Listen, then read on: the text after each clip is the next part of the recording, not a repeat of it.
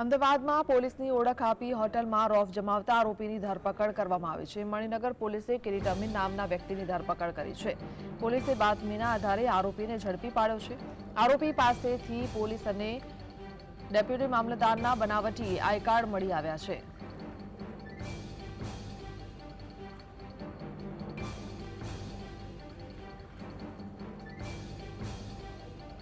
તો પોલીસે આરોપીને ઝડપીને વધુ તપાસ હાથ ધરી છે। આરોપી પાસેથી પોલીસ અને ડેપ્યુટી મામલતદારના બનાવટી આઈ કાર્ડ મળી આવ્યા છે। પોલીસની ઓળખ આપીને હોટલમાં રહીને રોફ જમાવતો હતો। મણિનગર પોલીસે કિરીટ કુમાર અમીન નામના વ્યક્તિની ધરપકડ કરી છે।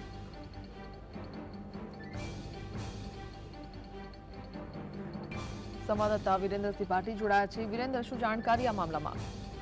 બિલકુલ હિના કે નકલી પોલીસ બનીને ઓળખ આપવામાં આવતી હતી તેમજ તેની સાથે સાથે રોપ જમાવવામાં આવતો હતો। તે સંદર્ભે જ આરોપીની મણિનગર પોલીસ દ્વારા ધરપકડ કરવામાં આવી છે। વિગતવાર હિના જો વાત કરવામાં આવે તો કિરીટ અમીન નામના વ્યક્તિની મણિનગર પોલીસ દ્વારા બાતમીના આધારે ઝડપી લેવામાં આવ્યો હતો। તેની સાથે સાથે આરોપી જે છે કિરીટ કુમાર અમીન, તેની પાસેથી પોલીસ તેમજ ડેપ્યુટી મામલતદારના નકલી આઈ કાર્ડ પણ મળી આવ્યા હતા।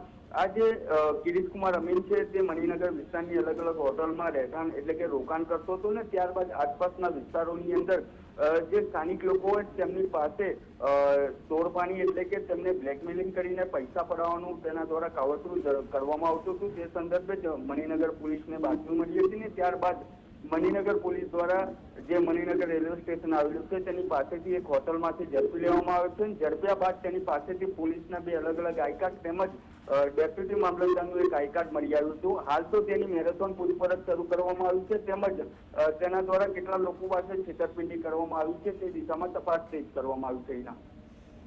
જી, આભાર।